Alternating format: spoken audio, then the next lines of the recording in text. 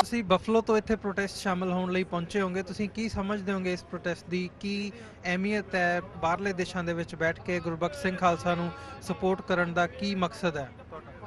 ਦੇਖੋ ਜੀ, ਅਸੀਂ ਬਫਲੋ ਤੋਂ ਆਏ ਹਾਂ। ਸਾਨੂੰ ਤਕਰੀਬਨ 6 ਘੰਟੇ ਡਰਾਈਵ ਕਰਕੇ ਆਉਣ ਨੂੰ ਲੱਗੇ ਨੇ। ਦਰਅਸਲ ਇੱਥੇ ਅਸੀਂ ਆਪਣੀ ਕੌਮ ਦਾ ਇਕਜੁੱਟ ਇੱਕ ਸਾਥ ਜੋ ਹੈ ਉਹ ਦਿਖਾ ਰਹੇ ਹਾਂ।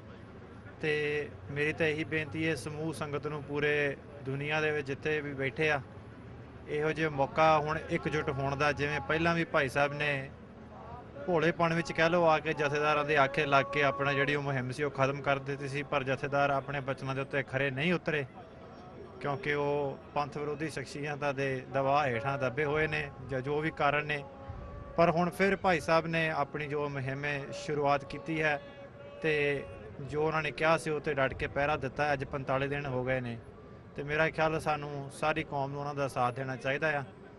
ਇਹਦੇ ਤੋਂ ਤੁਸੀਂ ਇੰਡੀਅਨ ਗਵਰਨਮੈਂਟ ਦਾ ਕੀ ਰੋਲ ਸਮਝਦੇ ਹੋ? ਜਿਵੇਂ ਦਾ ਉਹਨਾਂ ਦਾ ਰਵੱਈਆ ਰਿਹਾ, ਹੁਣ 45 ਦਿਨ ਹੋ ਚੁੱਕੇ ਨੇ, ਇਹਨੂੰ ਤੁਸੀਂ ਅੱਗੇ ਕਿਵੇਂ ਆਉਣ ਵਾਲੇ ਦਿਨਾਂ ਦੇ ਵਿੱਚ ਕੀ ਸਥਿਤੀ ਦੇਖਦੇ ਹੋ ਬਣਦੀ?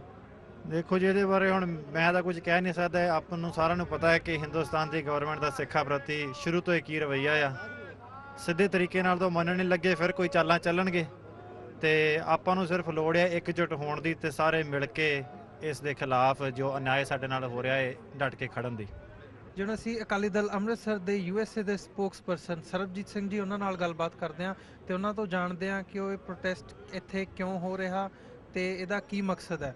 ਕੀ ਸਮਝਦੇ ਹੋ ਬਾਬਾ ਜੀ? ਖਾਲਸਾ, ਵਾਹਿਗੁਰੂ ਜੀ ਕੀ ਫਤਿਹ। ਵਾਹਿਗੁਰੂ ਜੀ ਕਾ ਖਾਲਸਾ, ਵਾਹਿਗੁਰੂ ਜੀ ਕੀ ਫਤਿਹ।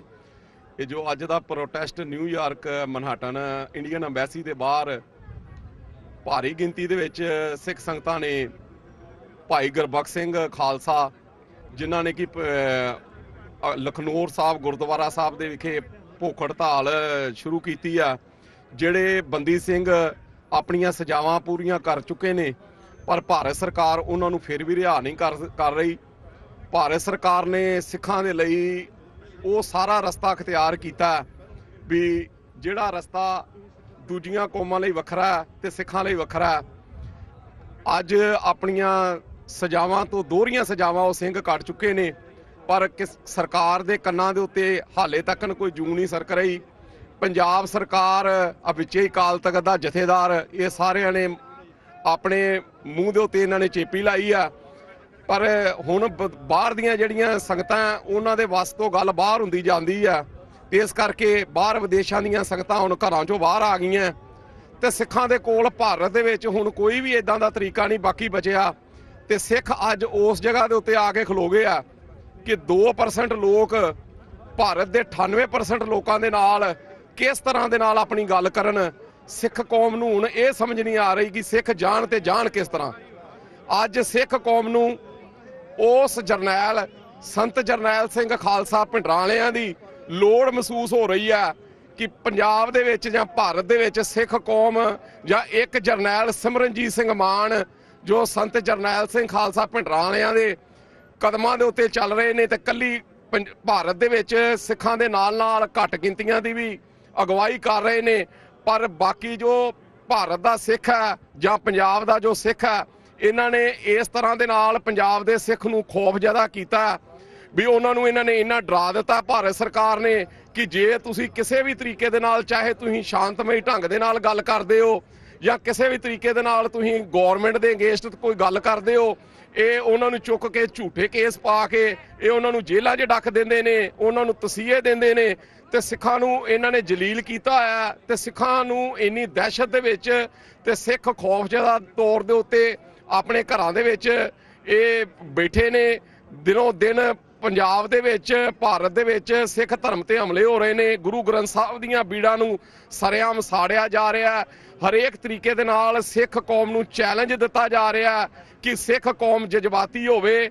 ਤੇ ਜਿਹੜਾ ਪਿਛਲੇ 30 ਸਾਲ ਜਿਹੜਾ ਸੰਘਰਸ਼ ਚੱਲਿਆ ਵੀ ਸਿੱਖ ਜਜ਼ਬਾਤੀ ਹੋ ਕੇ ਘਰਾਂ 'ਚੋਂ ਬਾਹਰ ਨਿਕਲਣ, ਤੇ ਜੋ ਇਹਨਾਂ ਨੇ ਇੱਕ ਸਕੀਮ ਬਣਾਈ ਆ ਵੀ ਸਿੱਖਾਂ ਨੂੰ ਜਜ਼ਬਾਤੀ ਕਰਦੇ ਨੇ। ਜਿਹੜੇ ਸਿੱਖ ਨੌਜਵਾਨ ਜਜ਼ਬਾਤੀ ਹੁੰਦੇ ਨੇ ਉਹਨਾਂ ਨੂੰ ਚੁੱਕ ਕੇ ਜਾਂ ਤੇ ਝੂਠੇ ਪੁਲਿਸ ਮੁਕਾਬਲਿਆਂ 'ਚ ਮਾਰ ਦਿੰਦੇ ਨੇ ਜਾਂ ਫਿਰ ਇਹਨਾਂ ਨੂੰ ਲੰਮੀਆਂ ਜੇਲ੍ਹਾਂ 'ਚ ਭੇਜ ਦਿੰਦੇ ਨੇ। ਸਿੱਖਾਂ ਦੇ ਕੋਲ ਹੁਣ ਕੋਈ ਤਰੀਕਾ ਹੀ ਨਹੀਂ ਇਹਨਾਂ ਨੇ ਛੱਡਿਆ। ਹੁਣ ਭਾਈ ਗੁਰਬਖਸ਼ ਸਿੰਘ ਨੇ ਜਿਹੜਾ ਇਹ ਸ਼ਾਂਤਮਈ ਢੰਗ ਦੇ ਨਾਲ ਇਹ ਤਰੀਕਾ ਦੱਸਿਆ, ਸਿੱਖਾਂ ਨੇ ਕਿਹਾ ਚਲੋ ਬਾਕੀ ਸਾਰੇ ਰਸਤੇ ਬੰਦ ਹੋ ਗਏ ਨੇ, ਚਲੋ ਇਹ ਵੀ ਤਰੀਕਾ ਅਖਤਿਆਰ ਕਰਕੇ ਦੇਖ ਲਓ। ਤੇ ਸਿੱਖ ਹੁਣ ਸ਼ਾਂਤਮਈ ਢੰਗ ਦੇ ਨਾਲ ਅੱਜ ਮਨਹੱਟਨ ਇੰਡੀਅਨ ਐਮਬੈਸੀ ਦੇ ਸਾਹਮਣੇ ਸਤਨਾਮ ਵਾਹਿਗੁਰੂ ਦਾ ਜਾਪ ਕਰ ਰਹੀਆਂ। ਛੋਟੇ ਭਚੰਗੀ ਬੀਬੀਆਂ ਬਜ਼ੁਰਗ ਅੱਜ ਤੁਸੀਂ ਦੇਖ ਰਹੇ ਜੇ, ਹਜ਼ਾਰਾਂ ਦੀ ਤਾਦਾਦ 'ਚ ਇੱਥੇ ਸਿੱਖ ਸੰਗਤਾਂ ਨਿਊਯਾਰਕ, ਨਿਊ ਜਰਸੀ, ਪੈਨਸਿਲਵੇਨੀਆ ਤੋਂ ਸੰਗਤਾਂ ਤੁਰ ਕੇ ਇੱਥੇ ਪਹੁੰਚੀਆਂ ਤੇ ਬੜੇ ਵੱਡੇ ਪੱਧਰ ਦੇ ਉੱਤੇ ਭਾਈ ਗੁਰਬਖਸ਼ ਸਿੰਘ ਖਾਲਸਾ ਤੇ ਉਹ ਬੰਦੀ ਸਿੰਘ ਜਿਨ੍ਹਾਂ ਨੇ ਸਿੱਖ ਕੌਮ ਦੀ ਆਵਾਜ਼ ਬੁਲੰਦ ਕੀਤੀ ਹੈ, ਸਿੱਖ ਹੱਕਾਂ ਲਈ ਜਿਨ੍ਹਾਂ ਨੇ ਸੰਘਰਸ਼ ਕੀਤਾ, ਆਪਣੀਆਂ ਜਵਾਨੀਆਂ ਜਿਨ੍ਹਾਂ ਨੇ ਜੇਲ੍ਹਾਂ ਦੇ ਵਿੱਚ ਰੋਲੀਆਂ, ਸਿੱਖ ਕੌਮ ਉਹਨਾਂ ਦੇ ਜੋ ਆਪਣੀ ਸੇਵਾ ਕੌਮ ਲਈ ਕੀਤੀ ਹੈ, ਸਿੱਖ ਕੌਮ ਉਹਨਾਂ ਦਾ ਦਿਲੋਂ ਸਤਿਕਾਰ ਕਰਦੀ ਹੈ। ਬਾਹਰ ਦਾ ਵਿਦੇਸ਼ਾਂ ਦਾ ਸਿੱਖ ਉਹਨਾਂ ਦੇ ਲਈ ਤੜਪ ਉਹਨਾਂ ਆਪਣੇ ਦਿਲ ਦੇ ਵਿੱਚ ਉਹਨਾਂ ਲਈ ਤੜਫ ਲਈ ਬੈਠਾ। ਅੱਜ ਉਹ ਤੜਪ ਹੀ ਸਿੱਖਾਂ ਨੂੰ ਇੰਨੀ ਠੰਡ ਦੇ ਬਾਵਜੂਦ ਅਸੀਂ ਜੋ ਸਾਡੇ ਭਰਾ ਇਹਨਾਂ ਨੇ ਜੇਲ੍ਹਾਂ 'ਚ ਡੱਕੇ ਆ, ਉਹਨਾਂ ਦੀ ਤੜਫ, ਉਹਨਾਂ ਦੀਆਂ ਜੋ ਬੇਕਸੂਰ ਹੋਰ ਭਾਰਤ ਦੀਆਂ ਜੇਲ੍ਹਾਂ ਦੇ ਵਿੱਚ ਜਿਹੜੇ ਸਾਡੇ ਨੌਜਵਾਨ ਸਿੱਖ ਇਹਨਾਂ ਨੇ ਬੰਦੀ ਕੀਤੇ ਨੇ, ਬੰਦ ਕੀਤੇ ਨੇ, ਅਸੀਂ ਹਰੇਕ ਤਰੀਕੇ ਦੇ ਨਾਲ ਇੱਥੇ ਜਿਹੜੀਆਂ ਵਿਦੇਸ਼ਾਂ ਦੇ ਵਿੱਚ ਸੰਗਤਾਂ ਜਾਂ ਜਥੇਬੰਦੀਆਂ, ਚਾਹੇ ਓਬਾਮਾ ਦੇ ਨਾਲ, ਚਾਹੇ ਐਮਨੈਸਟੀ ਇੰਟਰਨੈਸ਼ਨਲ ਦੇ ਨਾਲ, ਚਾਹੇ ਸਿੱਖ ਫੋਰ ਜਸਟਿਸ ਵੀ ਚੰਗਾ ਕੰਮ ਕਰ ਰਹੀ ਹੈ। ਸਿਮਰਨਜੀਤ ਸਿੰਘ ਮਾਨ ਜੋ ਸਾਡੇ ਪਾਰਟੀ ਦੇ ਪ੍ਰਧਾਨ ਹਨ, ਉਹ ਪੰਜਾਬ ਦੇ ਵਿੱਚ ਲੋਕਾਂ ਨੂੰ ਲਾਮਬੱਧ ਕਰ ਰਹੇ ਹਨ। ਕਸ਼ਮੀਰ ਦੇ ਵਿੱਚ, ਨਾਗਾਲੈਂਡ ਦੇ ਵਿੱਚ, ਮਿਜ਼ੋਰਮ ਦੇ ਵਿੱਚ ਘੱਟ ਗਿਣਤੀਆਂ ਨੂੰ ਇਕੱਠੇ ਕਰਨ ਦਾ ਸ਼੍ਰੋਮਣੀ ਅਕਾਲੀ ਦਲ ਅੰਮ੍ਰਿਤਸਰ ਨੇ ਇੱਕ ਨਵਾਂ ਸਾਰੀਆਂ ਘੱਟ ਗਿਣਤੀਆਂ ਕੌਮਾਂ ਨੂੰ ਇਕੱਠਾ ਕਰਨ ਦਾ ਪ੍ਰਧਾਨ ਸਾਹਿਬ ਨੇ ਐਲਾਨ ਕੀਤਾ, ਕਿਉਂਕਿ ਜੋ ਉੱਥੋਂ ਦੇ ਹਾਲਾਤ ਨੇ ਉਹ ਬੜੇ ਵਿਸਫੋਟਕ ਹੋ ਗਏ ਨੇ ਭਾਰਤੀ ਜਨਤਾ ਪਾਰਟੀ ਦੀ ਸਰਕਾਰ ਤੋਂ ਬਾਅਦ। ਕਿਉਂਕਿ ਜੋ ਭਾਰਤੀ ਜਨਤਾ ਪਾਰਟੀ ਦੀ ਬੈਕ ਸਾਈਡ ਦੇ ਉੱਤੇ RSS ਹੈ, ਉਹਨਾਂ ਨੇ ਸਰੇਆਮ ਐਲਾਨ ਕਰ ਦਿੱਤਾ। ਮੋਹਨ ਭਾਰਗਵ ਤੇ ਅਸ਼ੋਕ ਸਿੰਗਲਾ ਜੋ ਵਿਸ਼ਵ ਹਿੰਦੂ ਪਰਿਸ਼ਦ ਦਾ ਜਿਹੜਾ ਪ੍ਰਧਾਨ ਹੈ, ਉਹਨਾਂ ਨੇ ਸਰੇਆਮ ਐਲਾਨ ਕਰ ਦਿੱਤਾ ਵੀ ਅਸੀਂ ਜਿਹੜੀਆਂ ਘੱਟ ਗਿਣਤੀਆਂ ਕੌਮਾਂ ਇਹਨਾਂ ਨੂੰ ਹਿੰਦੀ ਤੇ ਹਿੰਦੁਸਤਾਨ ਦਾ ਉਹਨਾਂ ਨੇ ਨਾਅਰਾ ਦਿੱਤਾ। ਤੇ ਉਹਨਾਂ ਨੇ ਸਿੱਖ ਕੌਮ ਨੂੰ ਤੋਂ ਪਹਿਲਾਂ ਹੀ ਕਿਸੇ ਤਰੀਕੇ ਦੇ ਨਾਲ ਉਹਨਾਂ ਨੇ ਸੰਵਿਧਾਨ ਦੇ ਵਿੱਚ ਮਾਨਤਾ ਹੀ ਕੋਈ ਨਹੀਂ ਦਿੱਤੀ। ਧਾਰਾ 25 ਦੇ ਵਿੱਚ ਸਿੱਖਾਂ ਨੂੰ ਉਹਨਾਂ ਨੇ ਹਿੰਦੂਆਂ ਦਾ ਇੱਕ ਅੰਗ ਦੱਸਿਆ। ਸਾਡੀ ਕੌਮ ਨੂੰ ਉਹ ਕੌਮ ਮੰਨਣ ਲਈ ਤਿਆਰ ਨਹੀਂ ਹਨ। ਤੇ ਸਿੱਖਾਂ